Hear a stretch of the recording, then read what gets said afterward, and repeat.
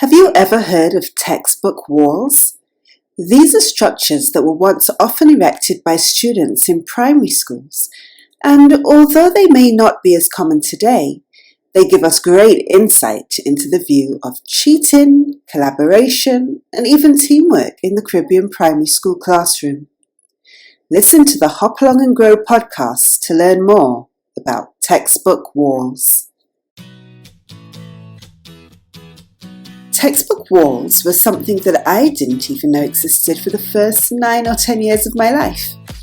I had never seen them in the schools that I had previously attended. They were a unique feature that were erected only in the Caribbean classroom that I found myself in for the first time in my life. These structures were broken down and built several times on a daily basis. These walls were built on each student's desk and provided needed protection around the exercise book of the child. These walls were constructed by the little hands of the 10-year-olds of the classroom, but were not very sturdy by nature. Of course, they couldn't be, since the three-sided structures were not held together by cement, but their flimsy walls were carefully balanced and supported by the non-writing hand of each student. Naturally, the open side of the structure allowed the student to lean carefully over her work while mindfully guarding the contents that she was writing from any prying eyes. Now, these walls, made of books, were not always in existence on the desks of the classroom. Oh no, these textbook walls that guarded the students' work from others would appear as if by magic. They would appear when the teacher uttered specific phrases such as, "Okay, begin your work," or "Start your work." Then, in one fell swoop, you would see the walls fly up around each child's work and heads disappear behind them. Every now and then, 1 or 2 or 3 walls would collapse, sending little hands scampering to rebuild the vital walls. Forget the fact that it often hindered the students' train of thought or active writing. The most important task was to hide your work. Don't let anyone see your work, they'll just copy. All eyes turn away now. Needless to say, along with the textbook walls that obscured their precious work from the intrusive eyes of others, also came the pleas to the teacher. "Miss, she's looking at my work. Miss, she's cheating. Miss, she's copying from me." And the teacher would form an alliance with the pleading child by firmly stating, "No copying, do your own work." Think about this scenario.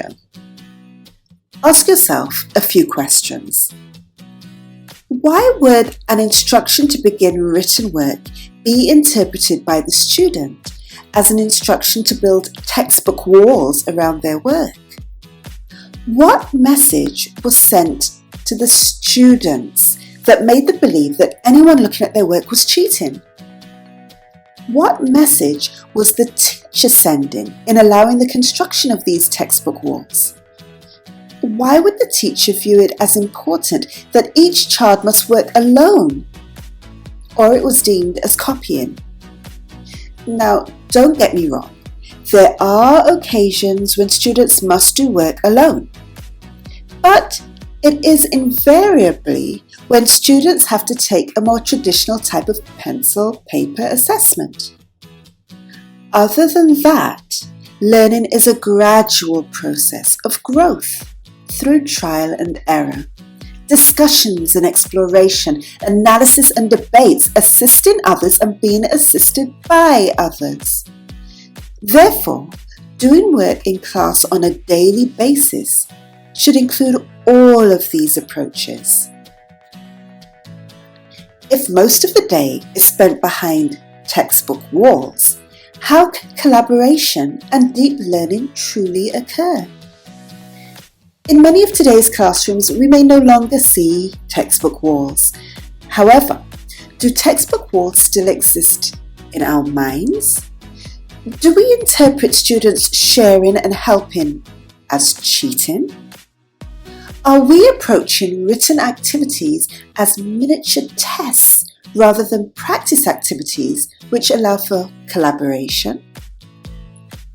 As teachers, we must be careful of the message that we may be subconsciously sending.